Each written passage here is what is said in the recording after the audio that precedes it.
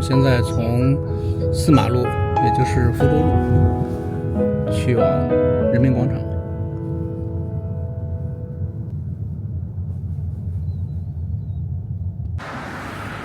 大家好，我是小白。在我前方这个高架就是上海的延安高架，再往前就是淮海中路。我们现在在的位置是西藏中路，大家看到这边花已经都开了。在我对面这个位于西藏中路上的上海工人文化宫，据说平常工作日的时候，就是在股票交易的时间，有很多上海的叔叔阿姨都会聚集在那边，在探讨股票。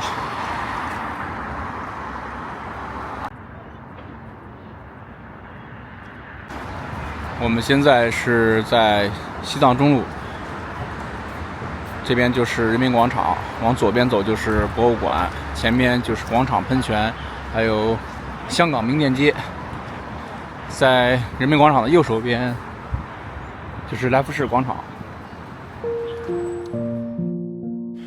人民广场和与其相邻的人民公园由南京西路、西藏中路、武胜路、黄陂北路合围而成。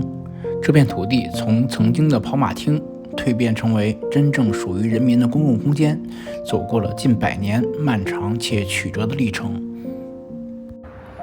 最近上海的各种花朵都已经开了，尤其是上海的市花白玉兰，在很多地方已经都成片的开了。大家可以看到我草坪的对面就是白玉兰在盛开。现在我就是到这个广场的空地，在我前面这个是上海规划馆，右前方这边就是来福士广场这边有很多的外国游客。来到人民广场的话非常的方便，有1号线、8号线还有2号线都可以到。人民广场大概有18、19个的出口，包括我们上次去南京东路也是从人民广场地铁口出来。近代历史上，上海租界区域内曾先后出现过3个跑马厅。1850年，旅沪英国侨民霍格等人发起了成立上海跑马总会。这边的玉兰花都已经含苞待放了，估计再过几天就会完全的盛开绽放。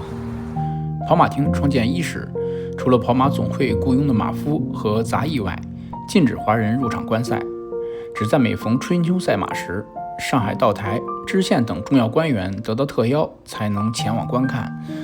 为了向华人夺取更大利润，自宣统元年开始，跑马总会允许华人买票进场参与赌马，并在跑马厅西面增建了一座华人看台。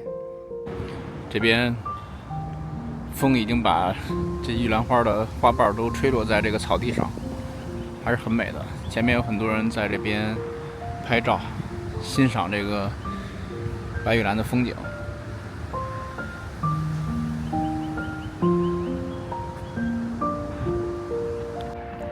在我右手边这条路就是人民大道，那么在前面右前方的这个对面就是上海市政府。20世纪20、30年代是跑马厅发展的黄金时期。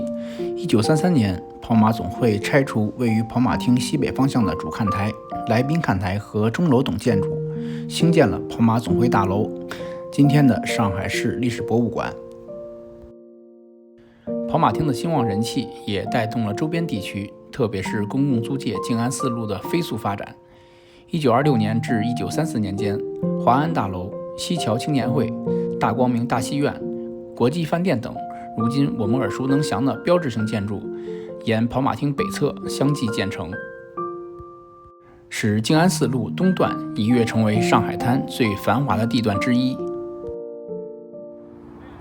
这边还有一个上海市公路0公里标志。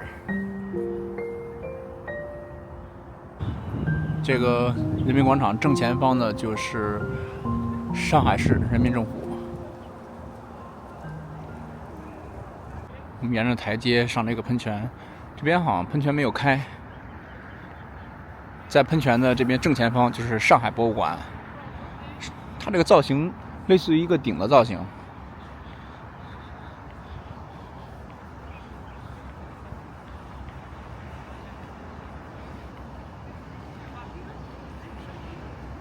人民广场可能是很多游客都会来这边逛一逛的，然后可能会选择居住在上海旅游的第一站就会在这里。当然我也是了，我第一次在7、8年前来上海的时候，也是选择了居住在人民广场的附近，因为这边可以说是上海的中心吧，去哪里都非常的方便，然后这边也比较繁华，有很多的景点可以逛，包括去南京东路啊，去什么其他地方都蛮方便的。但是大家可能如果从地图上看人民广场和人民公园的话，会发现它们正好围成一个圆。为什么会是这样的情况呢？因为之前人民广场这边就是跑马场，所以也有一些缘故，就是上海的南京东路叫做大马路，然后九江路啊、汉口路、福州路都叫做什么一马路、3马路、4马路。它和当初这个跑马可能也有一定的关系。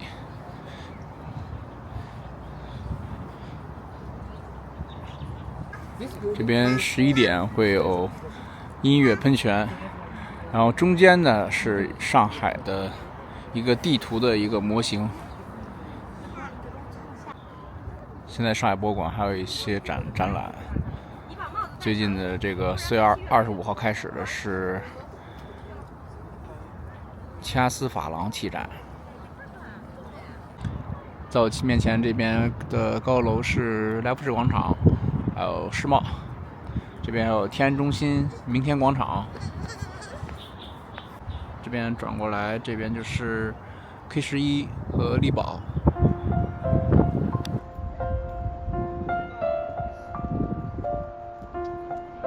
这边有很多的和平鸽，然后小朋友在这边喂鸽子玩耍。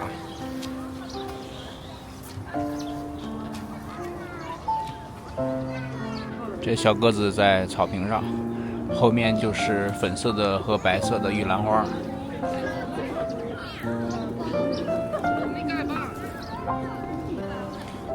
在这里边走一走，感觉到多么的这种温馨和 peace。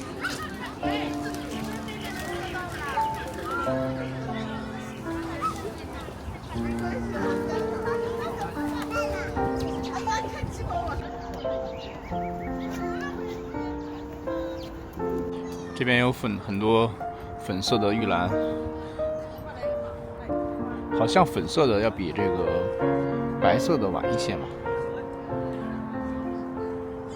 哎，这同一棵树上怎么还有2种颜色的？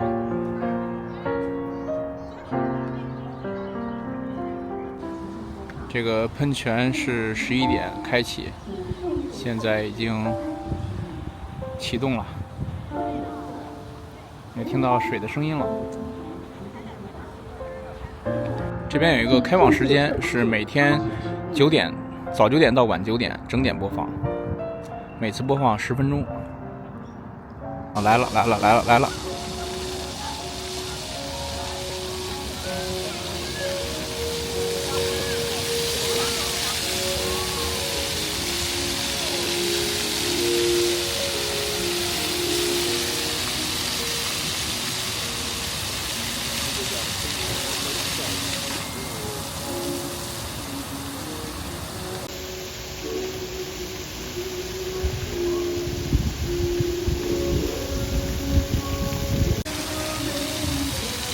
因为今天有一点风，这个喷泉飘起之后，这个水雾全都刮向这边了。第一次看，感觉真的很美好。我觉得可能晚上的话，夜幕降临的时候看，可能更加的漂亮。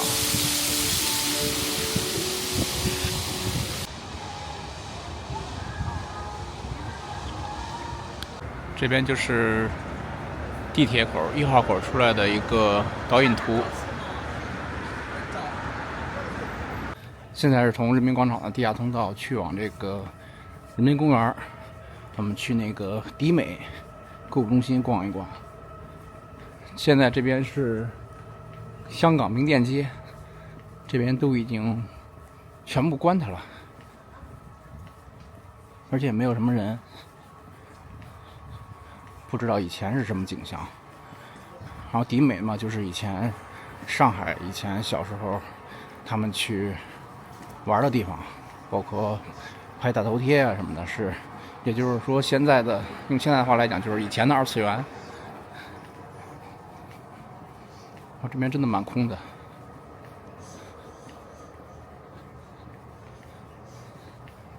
从这边进去就是迪美了，感觉还是蛮有人气的。据说，因为刚刚也看到很多人出来。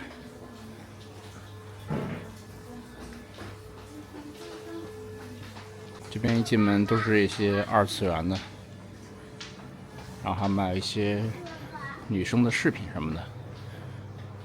哇，里面有一些二次元的一些衣服装扮。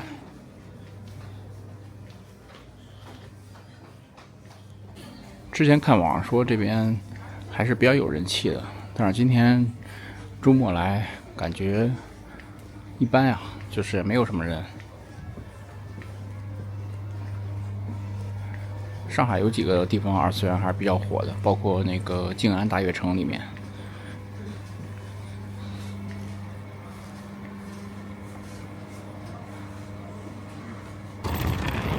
这边就是人民大道，我们经过这个马路到前面这里就是上海大剧院。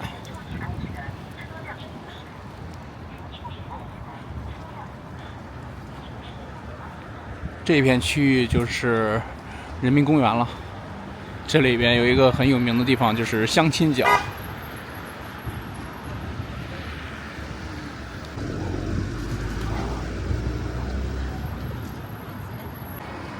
现在我们走在了这个黄陂南路，左边这个高楼就是明天广场，在我右手边这栋建筑就是上海历史博物馆。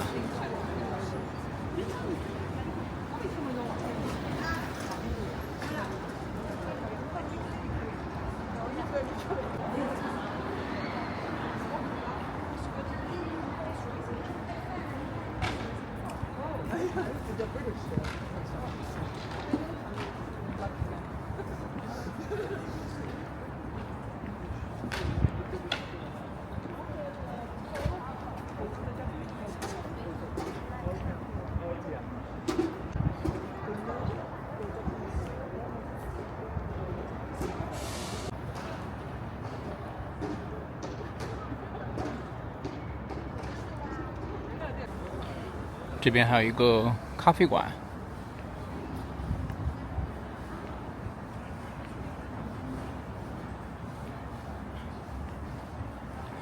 在前面人民公园的出口，这边就是南京西路。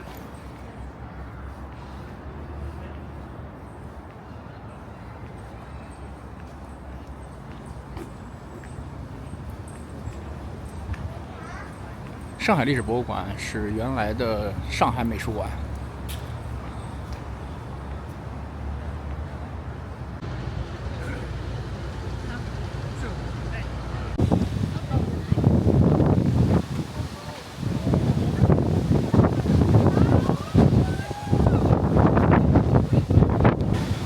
哇，今天的风好大！这边就是历史博物馆的这个正门。大家可以看到，南京西路325号跑马总会，上海市文物保护，还有当年的一些标识。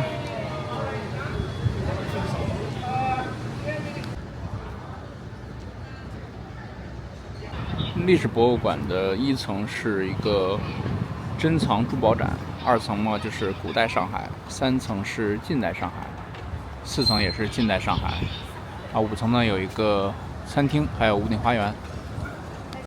这边1层的这个珠宝展是要买票的，然后2层、3层、4层是可以正常参观的，不需要购票。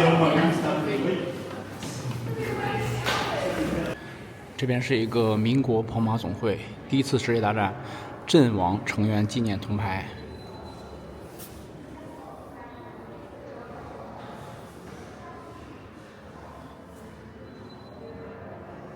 上来之后，这是一个很大的一个走廊，这边就可以进入展厅了。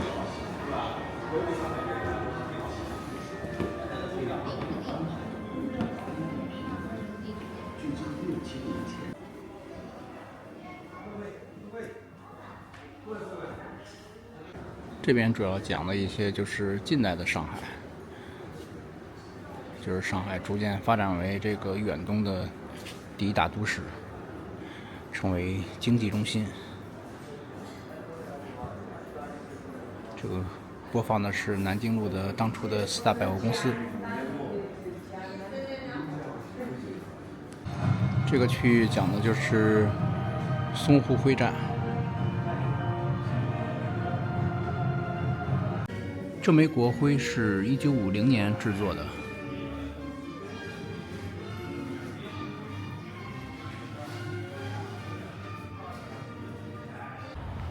刚刚从里面博物馆出来，好像落起了小雨。现在马上中午了。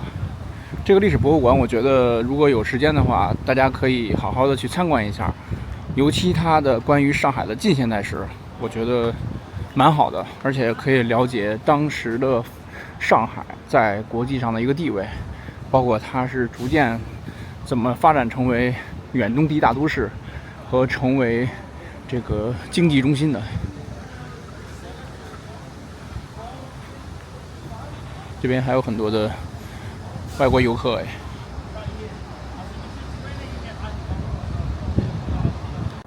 从南京西路这个口进来，这边就可以看到一个小湖，然后中间这边是一个 bar。之前有一次晚上跟哥们儿在这2层曾经喝过几次 whisky， 还不错。它那个这个风景还是挺好的，尤其夏天的时候。从这边看一看。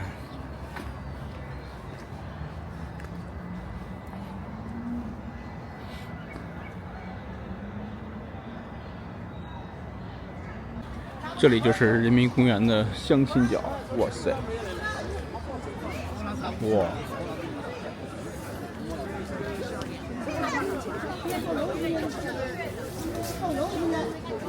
这么多人，都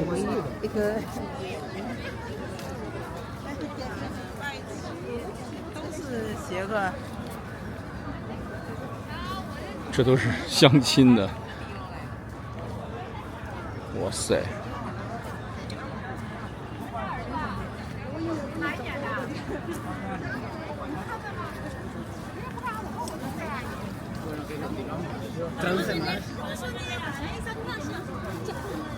这边全是都是相亲的一些简历介绍。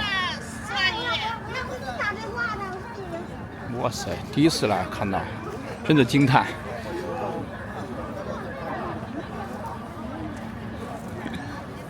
这就是上海著名的相亲角，是不是每个城市都有这么一个地方？这一圈全是，而且现在还下雨了，并不影响。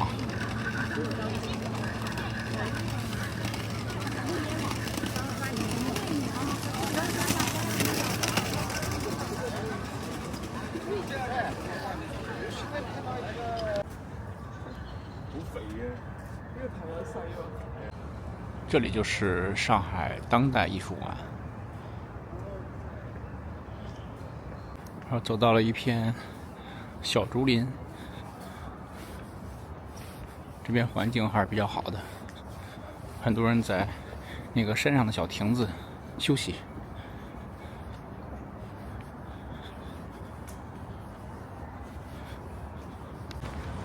现在这边就是南京西路，这边是人民广场地铁口的10号口。那么在马路对面就是大光明电影院。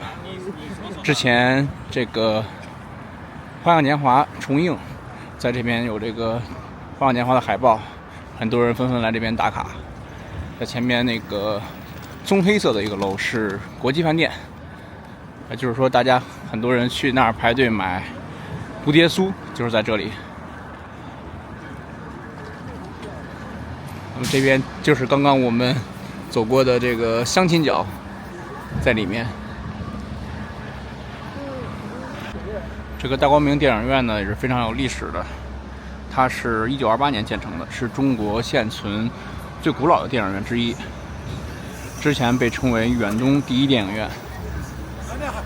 沿着刚刚我说的这个国际饭店往里面走，就是去往黄河路的方向。黄河路嘛，就是因为之前一部电视剧《繁花》是有非常有名的一条美食街，在90年代，大家可以看到国际饭店那边排着队举着伞的人在买蝴蝶酥。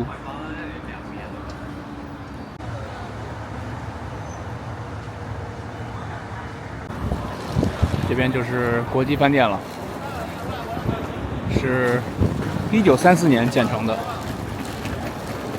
应该也是由这个乌达克设计师设计的。哇，这边人真的超级多，估计要排个1个小时左右。大家可以看到这么多的人。那么这里面嘛，就是黄河路，这边就是台盛园。看过《繁花》的那部由王家卫导演拍的电视剧，就一定非常的熟悉了对这边，而且对黄河路的历史，它是最早的这个美食街，非常非常著名的，包括虹口区的乍浦路，在当时也是非常的盛名。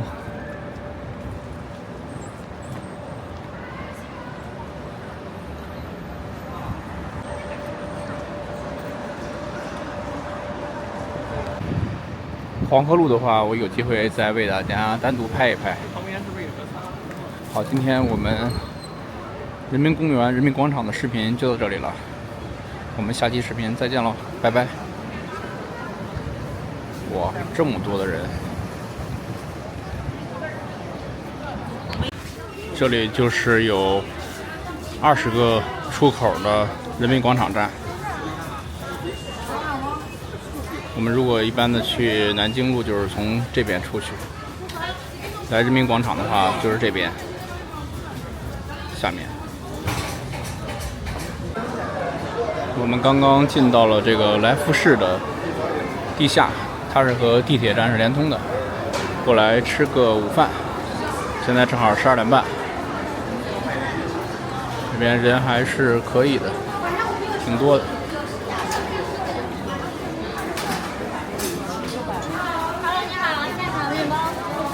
这边很多卖面包的、咖啡、奶茶。这边卖寿司。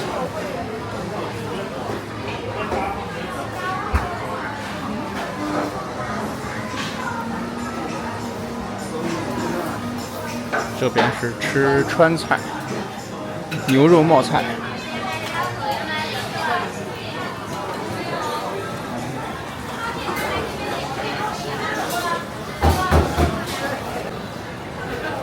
这边就有很多冰激凌，还有果汁店。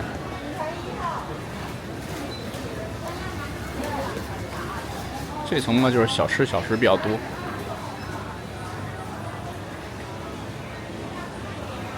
所以还是比较受年轻人的欢迎的。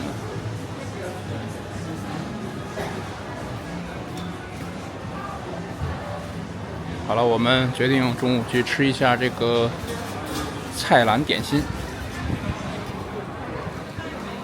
我们点了一个烤乳鸽，然后一个生滚牛肉粥，还有凤爪，这个是鲈鱼腩，还有一个鲜虾红米肠，总共是267。快吃了汤啊！